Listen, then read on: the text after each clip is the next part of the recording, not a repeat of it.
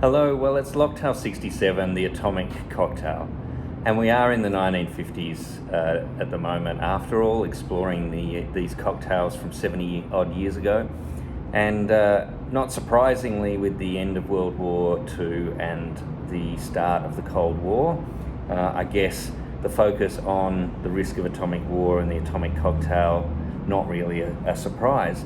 Now, the actual name atomic cocktail turned up in 1945, straight after the atomic bomb was dropped, and it was just weeks after, in fact, that Slim Gillard launched a song. It wasn't really about drinks, it was about what was happening with the atomic cocktail. Come on and the Beatles, operators are real. Boom, atomic cocktail. So there's a little bit of Slim Gillard, or Gallard I should say, from 1945 with Atomic Cocktail, the song. It took 6 years from then for somebody to come up with a recipe for an atomic cocktail, and it apparently turned up in Las Vegas, under the era where they were doing atomic testing in Nevada, and this is that cocktail, pretty close to the original recipe, adjusted slightly. Had a look at some of the history from Dave Wooldridge and from Simon Difford and others. There's some pretty variations on a recipe, but they're all fairly close to the same. So we're going to start with some brandy or cognac, going upmarket here with the Hennessy VSOP. Now it's a 30ml single shot for this recipe. I'm doing two nice little petite cocktails here, so 60 mils, 2 shots for the cognac. Getting rather low in the old Hennessy, that's a shame. Might have to move on to one of the other ones that I've got lying around. Also a shot of vodka, Grey Goose, whatever vodka you've got lying around. We've used a couple in cocktails recently, so if you've purchased any to mix any of the other vodka-based cocktails that we've been working on lately, go with that.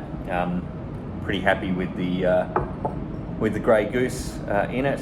Now also some sherry. Now if you've got Oloroso sherry, that's probably the preferred one. I haven't got any Oloroso around, but I've got this Solera sherry, which is going to be close enough. It's partly to give it a little bit of that sherry wine flavour, but also to give it a little bit of extra colour. Some only call for some of the recipes only call for a bar spoon, so 5 mils. Some call for a full shot.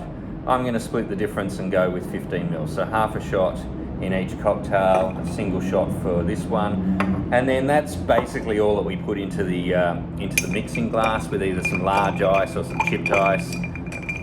Get that nice and cold, and then the idea here is that we strain that into the cocktail glass, and then we top it up with a bit of champagne. I'm not buying a bottle of champagne just to make 2 of these small cocktails, but I do have a bottle of Prosecco around, so it needs to give it a little bit of fizz to give it that those atomic bubbles that you need in the cocktail. So I think we've got that cold enough. We can just filter strain that just to make sure that we don't get any ice chips in the cocktail.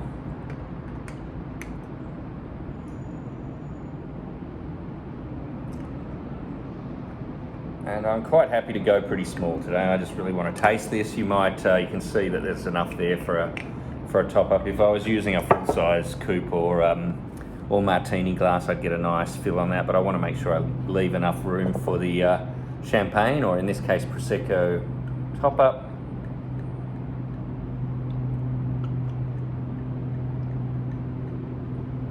So all of these ingredients have alcohol in them. I mean, reducing levels from the 2 shots of spirit at 40%, through the sherry at about 16%, and then the champagne a little lower than that. So even for a small little cocktail like this, it's going to pack a little bit of a bite. So there we go. There's our atomic cocktail. Cheers.